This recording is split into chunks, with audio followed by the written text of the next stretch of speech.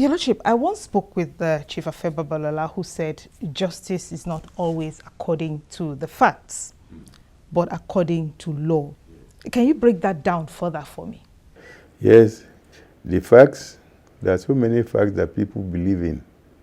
But when you go to the law, it's different. For example, in marriage,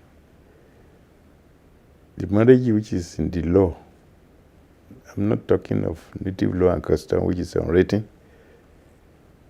I'm not talking of the written one, Islamic law. But the law we borrowed from colonial time, when one man, one wife. Well, that is the law, that's the fact. But when it comes to divorce, that is the law. I mean, it's not a crime in Nigeria for a man or a woman to go and misbehave outside against the marriage. The best a person can achieve is to have a divorce. Under Islamic law, it's a crime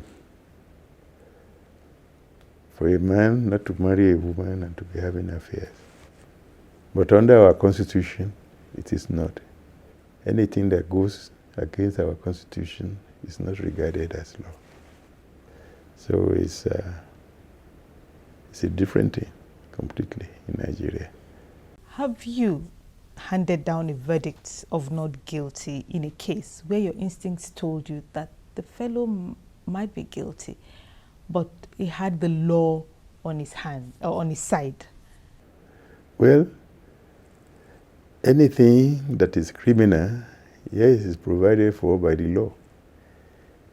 If somebody is brought and all the evidence, you see, every offense has its ingredients. If the ingredients are not complete, well, that is it. As far as I'm concerned, that's my conviction.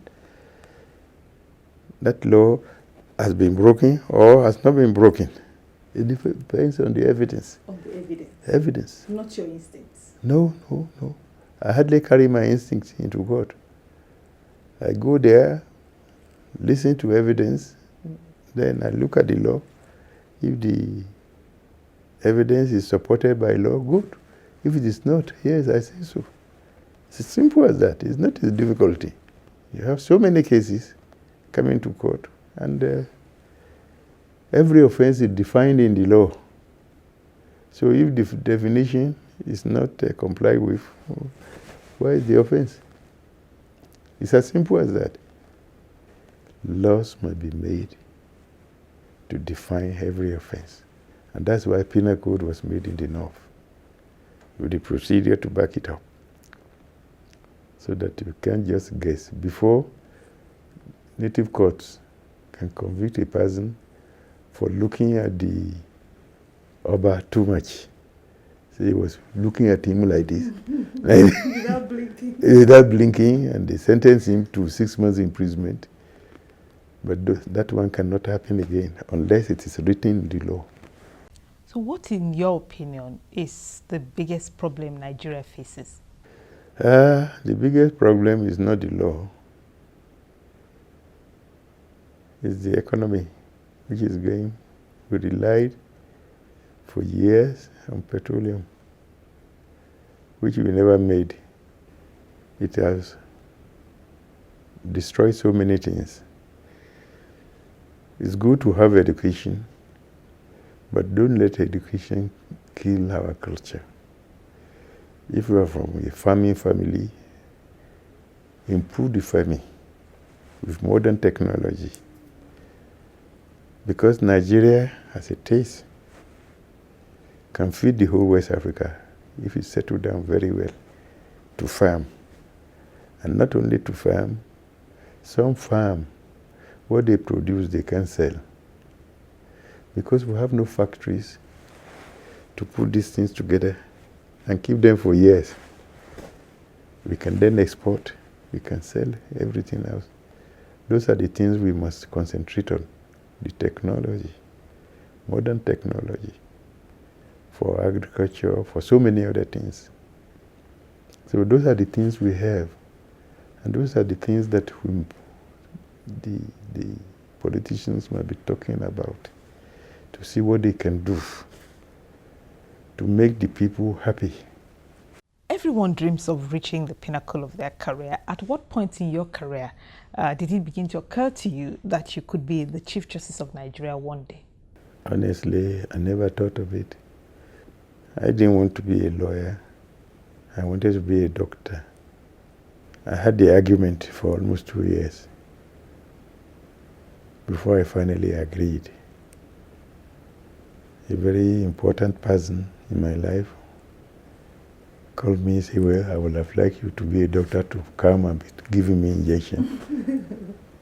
But now what my children are saying is that we should study law.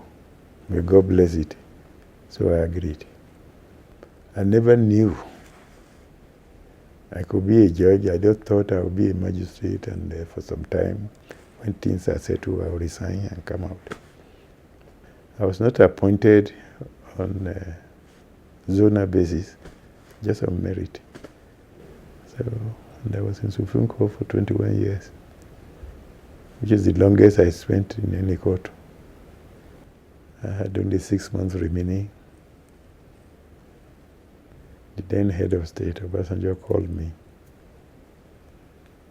He said, Alfa, well, you've done very well for judiciary. I said, yes. What if we don't appoint you as CJ? I said, it will be normal because I have just 6 months more. Why would you appoint me to do such a thing? If the person you are appointing will feel comfortable with me, I spend my 6 months. I retired normally. He said, no, we are thinking of increasing the age of retirement. I said, no, don't. I want to retire. 6 months' time to go home and rest. I've served the country enough. Then he said, you're a wonderful person, but we just approve you as CJ. But the time element, whether to increase it for you, I said, no, don't. 6 months is enough. Obasanjo is alive, he knows how it is. And I was grateful to him for doing that to me. At least he called me. And that's how I was CJ for 6 months. And I retired. Some people said they felt that I served as CJ for 10 years. I said, no. I did some reforms which I could do within the law and still respected. So if I have to come back to the world, I would still like to serve the people rather than myself. Justice Alfa Belgore, we thank you for your time. Thank you very much. And we thank you for watching. Please join us next time when this program returns. But between now and then, let's continue our conversation online at channelstv.com. If you missed part of today's program or you'd like to see it all over again, go to our website, channelstv.com, or go to my website, modelesy.com, where you'll find the link to the program online. Also, do follow me on Twitter at modelesy and let me know what you think of my conversation with His Lordship, Justice Alfa Belgore. Thank you again for watching, and I wish you a good day.